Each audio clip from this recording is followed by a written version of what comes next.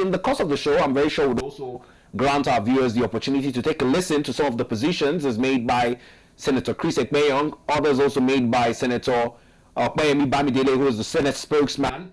But whilst we're looking to re-establish this connection with our guest this morning, Moses, let's take a listen to one of the positions as made by Senator Ekpenyong, who has commented on the matter.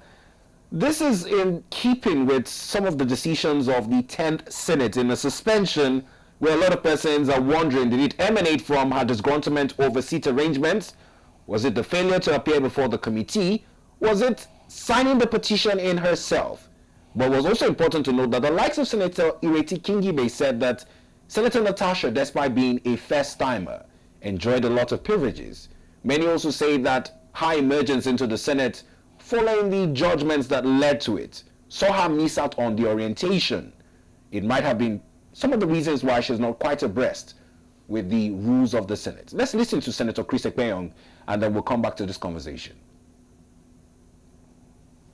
Yeah, my name is Senator Ekpenyong, former Deputy Governor of Ibom State, 1999 to 2006.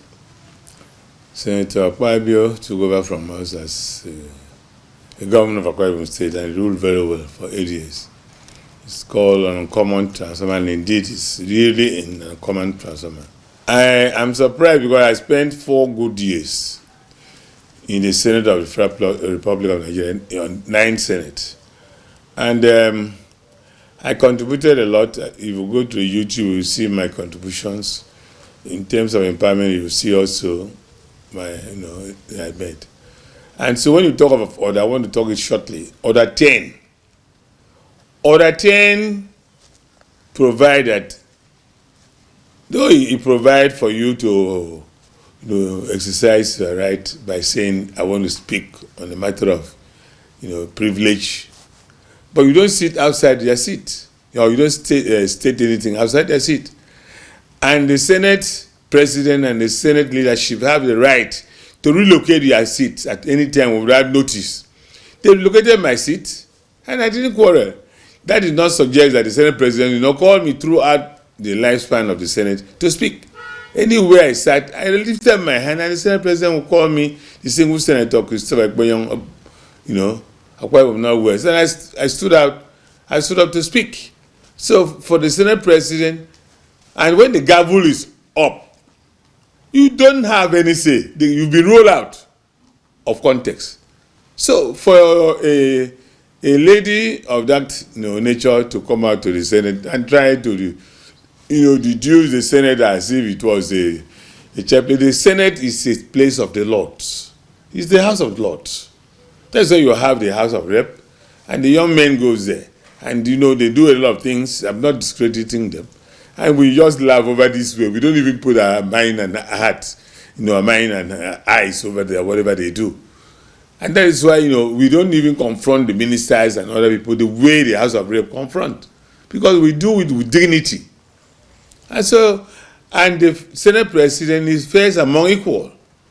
He is also a senator, but first among equal. The gavel, as soon as he takes that seat, must respect him. So, for her to make a lot of noise, as this cacophony, and says Senator Akpabio defamed her, did this, I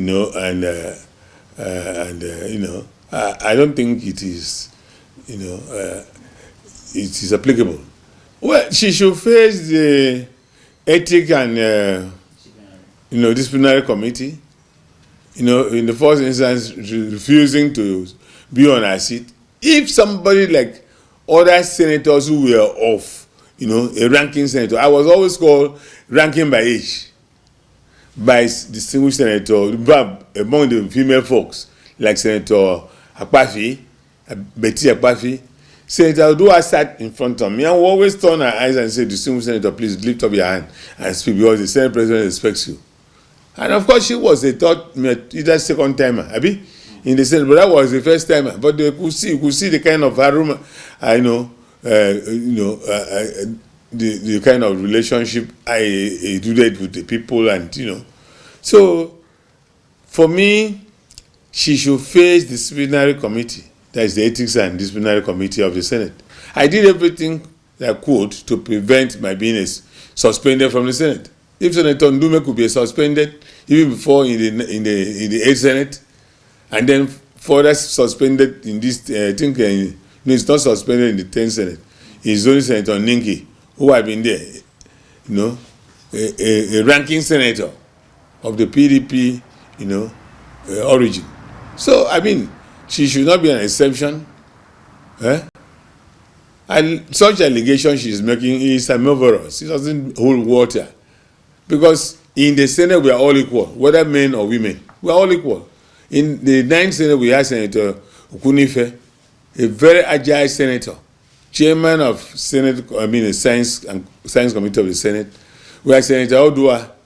I think she was, I don't know which committee she headed, but I was a member of the 10 committees of the Senate. I never lobbied for army, local content that she's putting in contest, and Senator Tassim from York was the chairman.